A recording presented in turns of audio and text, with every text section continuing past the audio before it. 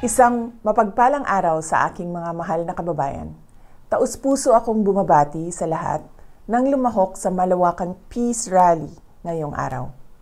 Ito ay isang makapangyarihang pagpapakita ng pagkakaisa at pananampalataya na ang tanging hangad lamang ay kapayapaan tungo sa kaunlaran ng ating bansa.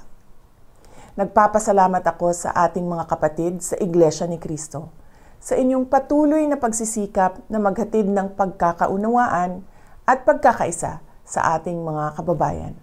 Sa gitna ng tumataas na presyo ng bilihin, kahirapan, at iba pang suliranin, ang isang mapayapa at nagkakaisang Pilipinas ay hindi kailanman matitinag at paulit-ulit na aahon sa gitna ng hamon ng panahon.